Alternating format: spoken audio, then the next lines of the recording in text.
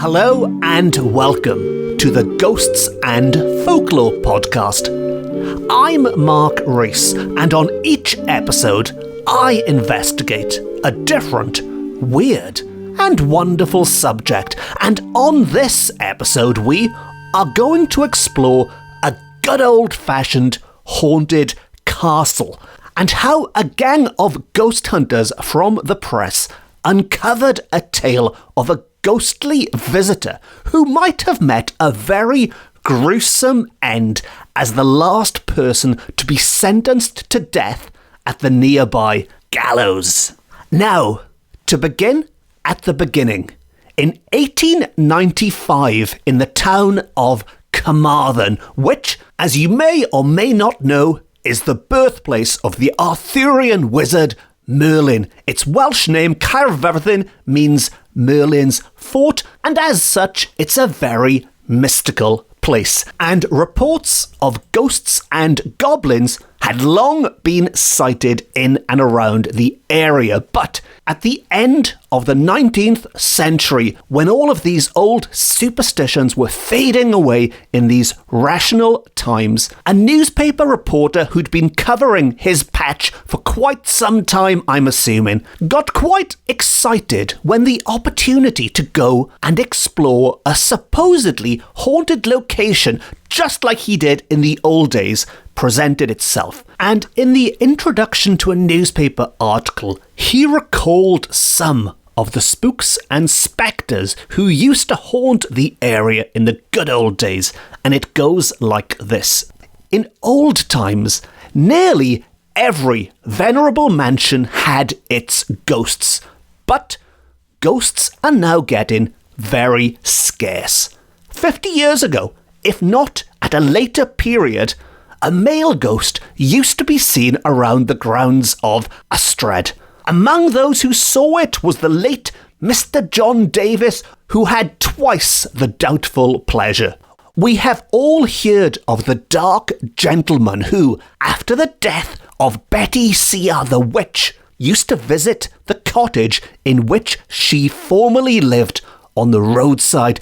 The old people of Carmarthen all remember Tir Bucky, a house which stood on or near the site of the present Longacre Villa, and the female ghost who loved to frequent that place and the lane leading up to Cwm Oernant.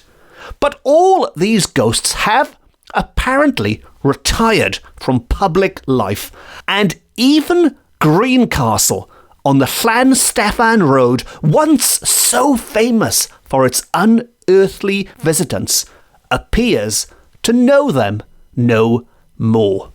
So, that's a wonderful little way to kick off this episode, a roundup of all the local ghosts in Carmarthen that this reporter was aware of. And it is the last ghosts he mentioned, the unearthly visitants of Greencastle on Llan Steffan Road, which seemingly have disappeared, that concern us on this episode. But before we dive into those spine-chilling tales, I should first explain the name, because Greencastle's correct Welsh name is Castell Moel. Moel, M-O-E-L, Castell Moel. But in the Victorian press, it has been anglicised to Greencastle, and I might switch back and forth between the two on this episode. If it's me talking, it's Castell Moel. If it's a quote from one of the newspaper articles, it will probably be Greencastle, but they are both the same place. Now, to return to this reporter, the reason he is reminiscing about these ghosts, and the ghosts of Castell Moel in particular, is because an old engraving, an image of the castle from many years before, has been brought to his attention. And a very quick shameless plug alert, but if you would like to see that engraving, I did include a reproduction in my book, Ghosts of Wales, Accounts from the Victorian Archives. But you'll be glad to know you don't need to see it. You don't need to rush out and buy my book, because the reporter describes it for us. And he tells us that the engraving shows the castle in a state of ruin. Not very different from its present condition, its present condition, of course, in 1895, although some parts of the wall have since fallen in. So it is getting a little bit worse for wear between when this engraving was made and 1895. Now, along with the ruin of a castle, on one side is a row of trees running westward. And on the opposite side, running in a contrary direction, is a wall with the top battlemented. In the background, behind the castle, is a glimpse of Carmarthen and the many windings of the Towie, which appear, by the way, to be rather exaggerated. And by Towie, if you are unfamiliar with the area, he is referring to the River Towie, which appears to be rather exaggerated, and it bears several full-rigged yachts on its waters. In the distance, the tower of St. Peter's Church and Carmarthen Bridge with 7 arches are plainly delineated. And people say the more things change, the more they stay the same. Well, this was engraved, 100 years or whatever it is beforehand, and he's saying not much has really changed between then and the late Victorian times, and if you were to visit Carmarthen today, you would more than likely cross that same landmark bridge and see that church in the town. But back to this engraving, and it does present us with this idyllic, if exaggerated, depiction of the castle. Boats bobbing away on the water, landmarks dotted in the background, and it has to be said, there's nothing particularly spooky about it. At which point you might be thinking, why the heck are you going on and on about this engraving on a ghost podcast if there's nothing spooky about it? Well, there are, on closer inspection, hints of the Gothic about it. It is a ruin, a romantic ruin. It does have these sublime views. There is nothing seemingly living inside, save for the ivy, that wonderfully atmospheric, it's almost a compulsory piece of decoration for any Gothic ruin. The ivy is growing over all the exposed stonework. It's engulfing the stonework. Nature is taking back its own. And also in the foreground, we have some trees that, if not dead, are certainly leafless, and they are not flourishing with life, let's say. And I think if this engraving had been sketched at night time, rather than the daytime as it is, but with the moon in the sky and shadows all around, then it would have a totally different effect. It would look like the perfect setting for a spine-chilling ghost story. And it is under those conditions that our reporters are going to investigate this historic site. But for now, it is still daytime. Just like in the engraving, it's still daytime, and the reporter, inspired by what he's seen, and with a longing to rediscover these ghost stories of old, as mentioned, does exactly what I used to do during my time as a reporter, which did, as it turns out, include some ghost hunts in Carmarthenshire, although sadly not to Castell Moel. He gets a team together and they go on an after-dark ghost hunt in what they call Greencastle. And to quote, he tells us of his preparations. The twilight hour was chosen in order to give the outing as much of a ghostly character as possible. So they've chosen to go at night purely for spooky reasons, not for any scientific reasons, for any journalistic reasons, purely because it is spooky. And they start their investigations by speaking to the man in charge there, a Mr. Jones, we are told, whose family has occupied the place for several generations, and by all accounts he was very happy to see the reporters, very welcoming. He received them kindly, we are told, and with his permission a Miss Hart was allowed to give them a tour to show them around the old castle, which, to quote, is much larger than it looks from the road, without speaking of the outstanding fragments of wall, proving that it was originally a good deal more extensive than would appear at present. So the ruins that have been described don't really do it justice. This thing was quite a sizable space at one point. But they've arrived, they're exploring. Miss Hart has given them a tour, shown them around. So far, so good. The only thing they haven't seen, and it's the whole reason they're there, is a ghost. And I get the impression they are tiptoeing around the subject. This is a time, of course, when people don't believe in all that silly ghost stuff, so they can't just blurt out with it. But we are told they are encouraged by Mr. Jones's kindness. He's been so good to them that eventually one of the visitors, just before leaving, ventured to ask him if the ghosts had quite forsaken the old place. Had they all gone for good?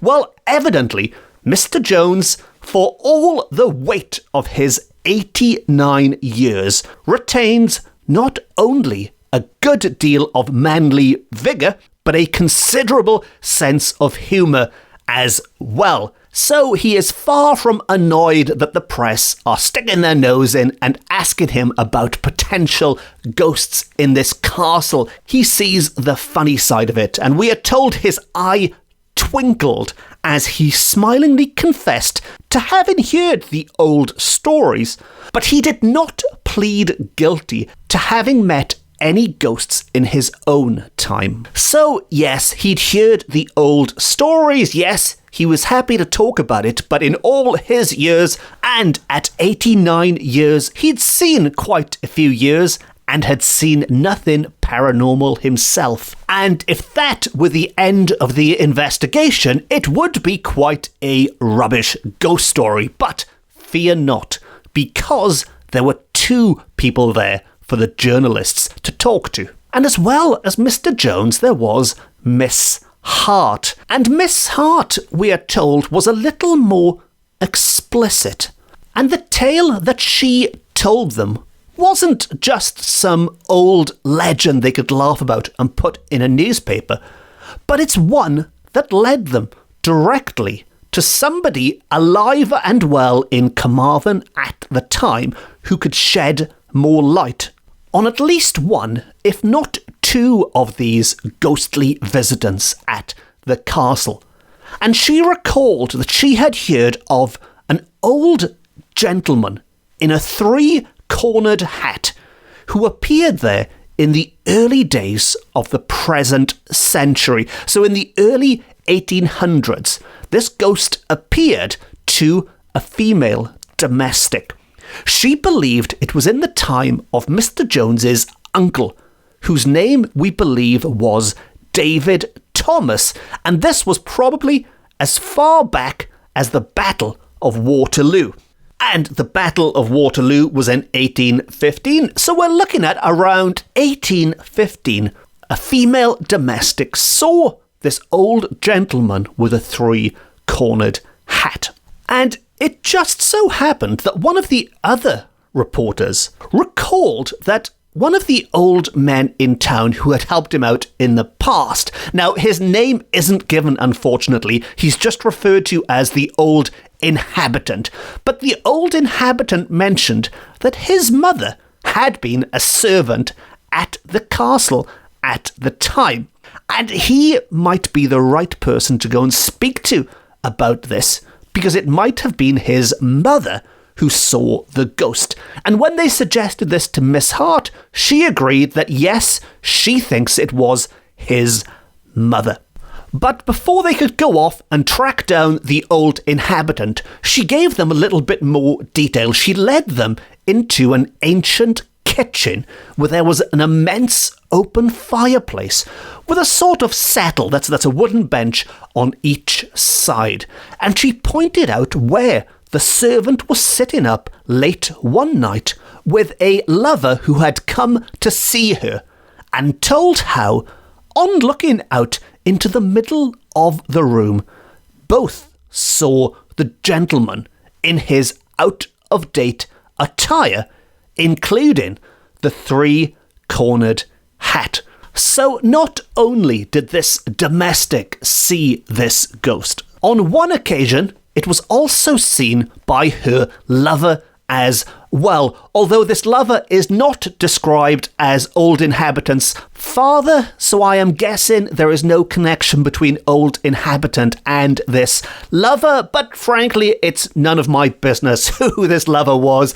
I'm just researching the ghost stories, not their love lives. And so that brings us to the end of that little tour. And while the gang went away having not seen a ghost, they had been told a rather fascinating story, which gave them some leads to follow up, and who knows what they might find out afterwards.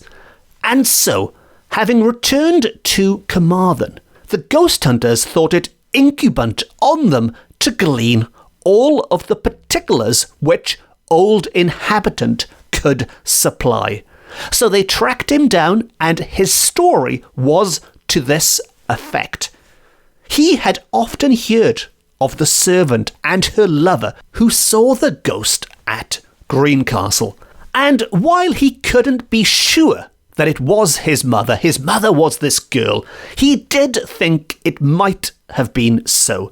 And though his mother never told him that she was the person, his mother was indeed a servant at Greencastle as far back as 1817. So technically we are 2 years out here from the Battle of Waterloo, but it wasn't specific. If this was seen at around the time of the Battle of Waterloo, and we know she was definitely there in 1817 at least, again, there is a good chance it was his mother. And regardless whether it was his mother or not, either way, his mother did have an interesting account which adds yet another layer to this mystery. And he recalls that, the old inhabitant recalls that his mother once told him a tale that she had been told by the current owner, Mr. Jones's mother. So Mrs. Jones, back in the day, told old inhabitant's mother that she had also seen the man on several occasions and always dressed in exactly the same way. So it's quite a few witnesses now who all claim to have seen this man with a three-cornered hat.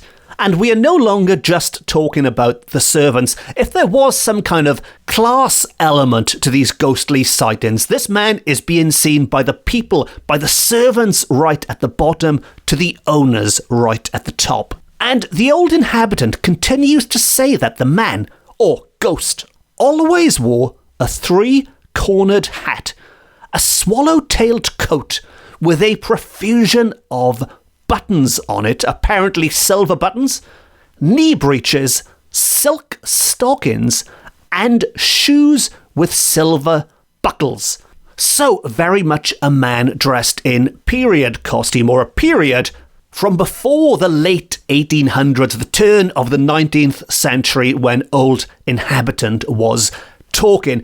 And he also recalls that one day Mrs. Jones was making bread when, looking up, she saw the ghost, the three-cornered hat man, leaning against the pillar in the middle of the kitchen. Recognizing her ghostly visitor, Mrs. Jones walked out of the kitchen, and when she looked in at the door a moment afterwards, when she turned back to see what was going on, he was gone. He had seemingly vanished into thin air. And then it gets even stranger, because a second ghostly visitor appeared to another family member. To quote, Miss Thomas, a sister of Mrs. Jones, slept in a bed over the staircase, and one night, when the room was so flooded with moonlight, and I was talking earlier about making it sound like a work of gothic fiction, now it does. She's in this castle, the room is flooded with moonlight, so much so that every object was distinctly visible. Miss Thomas was surprised to see a very beautiful lady, handsomely dressed and wearing on her neck, which was quite bare, a lovely necklace. She had a lot of jewellery about her person. At first, the thought of an unearthly visitor did not occur to Miss Thomas at all. She thought some fine lady must have called and entered her room by mistake.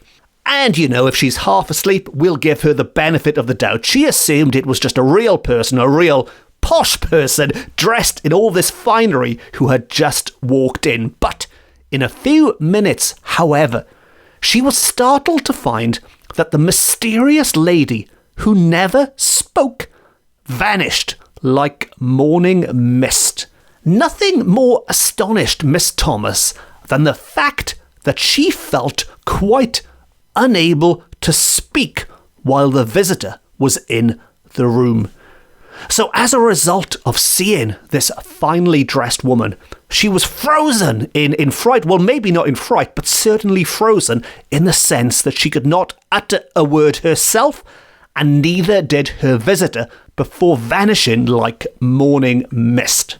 Now, rumours about these ghosts began to spread around the town, around Carmarthen, which is probably when the press first began to pick up on them. Our main reporter was bemoaning the fact these ghosts had all disappeared by the end of the 19th century. But earlier in the 1800s, rumours began to spread, and as a result, Mrs. Jones began to find it very difficult to find servants who had sufficient courage to remain at Greencastle. And old inhabitant's mother received £1 or 30 shillings, which we are told was a great consideration in those days. She received £1 or 30 shillings over the usual wages paid to servants at the time. And money wasn't the only reason she stayed on, because we are told, having plenty of nerve, she was afraid of nothing. And as to the lack of ghosts, as to the fact that this gang from the press could find nothing when they visited, well, the old inhabitant recalls that the owner was able to find someone to quote, to lay the ghost, as it was described at the time, to get rid of this ghost or ghosts from the property. And while he doesn't know quite how they achieved this, maybe they called in an exorcist, maybe it was a late Victorian medium who helped them out. What he does know is that the operation cost a lot of money, and it seemingly did the trick. It was money well spent, because the man with the three-cornered hat was seen no more. And in a chilling little postscript to our tale, the old inhabitant had a theory as to that ghost's identity. He remembers his mother often telling him how, when she was a servant at Greencastle, she could see from that spot on the hill the body of Rees, Thomas Rees, hanging on the scaffold at Pen Sarn. And that is the end of old inhabitants' quotes. But who was Rees Thomas Rees, and why was he hanging at Pen Sarn? Well, Rees Thomas Rees was a gambler, and he was also the last person to be hanged at that spot in Johnstown in 1817. An important date, because that is when this man first appeared in the castle, and that is when we know old inhabitant's mother was working there. And the reason he was the last person to be hung at this spot is because, frankly, carrying out executions there had become too unruly, because it meant that those condemned to be hanged had to walk for a mile from Carmarthen jail all the way to Johnstown to be hanged, and that route, we are told, would be lined with a throng of spectators spectators, a chaotic mob baying for blood as those found guilty travelled to their final destination, in this world at least. And as such, that spot where Rhys Thomas Rees was last seen hanging has, unsurprisingly, long been associated with the ghosts of those who came to a nasty end on that hill. One of which, it would appear, ventured into the nearby Castell Moel. And while that ends the tale of the man with a three-cornered hat, what of this finely dressed woman who was also in the castle? Not to mention the other spooky events which have taken place there over the years that we haven't touched upon on this episode. Well, I guess they'll have to remain as mysteries for some other time. And if you don't want to miss any of the upcoming ghost stories, and if you've enjoyed this episode, then, as always, please consider hitting the subscribe button. And if you'd like to support the podcast, you can now treat me to a coffee via my website, or you could just leave it a quick, nice review, or give it a thumbs up or 5 stars, or whatever the options are on whatever platform you are consuming this on. If you'd like more Ghosts and Folklore, you can follow me on social media. I'm on Twitter, I'm on Facebook, and I'm on Instagram. And as well as a podcast, I've also written a number of books on similar weird and wonderful subjects, which are available from all good bookshops offline and on. And as I shamelessly mentioned earlier in this episode, one of them, Ghosts of Wales, Accounts from the Victorian Archives, does feature the original newspaper accounts used on this episode, as well as that reproduction of the engraving of Castell Moel, which sparked this entire investigation. And on that note, it just leaves me to say thank you very much for listening. Diolch yn fawr iawn am wrando. I've been Mark Rees. This has been my Ghosts and Folklore podcast, beaming to you from Wales to the world. Until next time, nos da.